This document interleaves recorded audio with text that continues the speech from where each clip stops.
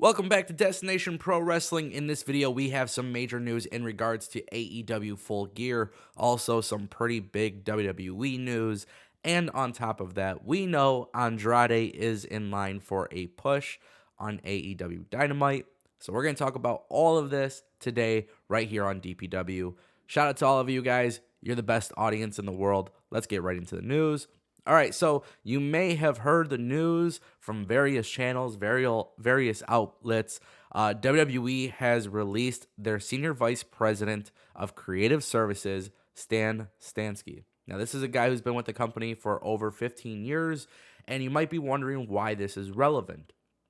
Well, if you're watching this video on November 4th, 2021, we are preparing for I believe it is the quarter 3 earnings, which basically, there's going to be a ton of coverage on this. It's going to discuss a lot of the financial stuff around WWE.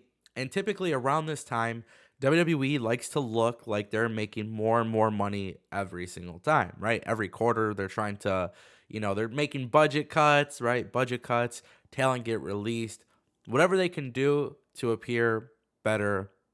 And unfortunately, it does come at the cost of people losing their jobs. Now, the reason why this story is actually relevant is because there are tons of rumors floating around that now more talent feel unsecure at this job because Stan Stansky has been there for 15 years and a lot of people never really expected him to ever get let go. There also have been rumors for a couple months now that we've been following on DPW in which there's been rumors that talent are expecting more budget cut waves, meaning people are starting to realize like this is going to be a regular thing. Every few months, they're expecting that there's going to be roster cuts. And I don't know exactly when WWE has plans to announce this, but it is very interesting to consider that WWE has so many different talented wrestlers on their roster. They've released over like 60 people this year so far.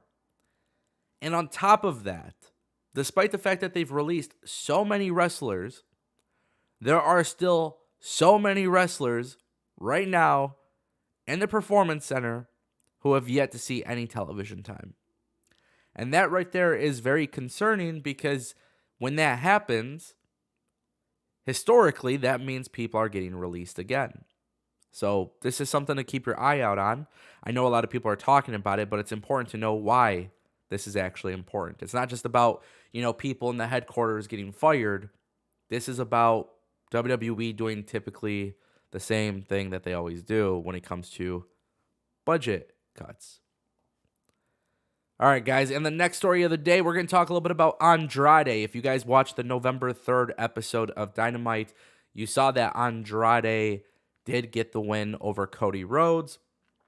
Things aren't looking good for Cody Rhodes. FTR, Tully Blanchard, all to blame for Cody's loss. Andrade taking absolute control over the situation. Now, on top of that, you may have you may have watched this channel and you may have heard in the past where I said, look, Andrade is getting buried in AEW. And when I said that, it's really because we saw Andrade in NXT win the championship. We saw him on the main roster win the US championship. And since he's been in AEW, at this point, he's probably now had like 4, 5, 6 matches, right? But at the time when I was talking about Andrade being misutilized, I sincerely meant that. Now, it's actually coming out that Andrade is in line to be a major part of AEW going forward, but AEW has a new way or a different way of highlighting their talent. So this way it is not overexposed. And Andrade was part of that experiment. And I think what's actually starting to come to fruition is the less that we see Andrade, the more we want Andrade. So when they give us Andrade, it's a little bit more impactful and meaningful. So if Tony Khan is in fact moving forward with pushing Andrade, I think it's a fantastic way of doing things because just look at Miro, for example. He came in, underutilized, stupid gimmick. Now Miro is in the finals of the tournament, right? He's getting crazy pushes and he's getting very, very big matches and just a whole bunch of great things are coming from Miro. AEW learned their lesson, and now that's exactly what they're doing with Andrade. Now, for our final story of the day, we got to talk about AEW Full Gear. This is major, and a lot of people aren't talking about it. So, if you guys didn't know, AEW has been featuring UFC superstar, megastar, BMF champ, Jorge Masvidal. And lately, we haven't seen him, and there's been no announcement in regards to Jorge Masvidal going up and wrestling in AEW, despite the fact that there were tons of rumors that led to AEW obviously bringing in Masvidal, having him knock out Jericho twice, right? So of course people want to know like what's happening with Masvidal. If you watch Dynamite on November 3rd, you would know that AEW did not include Masvidal in the match for the 5-on-5 Inner Circle versus American Top Team. In fact, AEW has Dan Lambert in that match specifically. Now, I wanted to talk about this because there is some major updates here. Jorge Masvidal was rumored to actually be in that match. The reason why Jorge Masvidal has been pulled from that is reportedly due to the fact that UFC booked Masvidal for the December pay-per-view. He's going up against, I believe it is Leon Edwards. I could be wrong here, but he is fighting in December. And on top of that, you don't want the guy getting injured working a pro wrestling fight match before going to your UFC fight.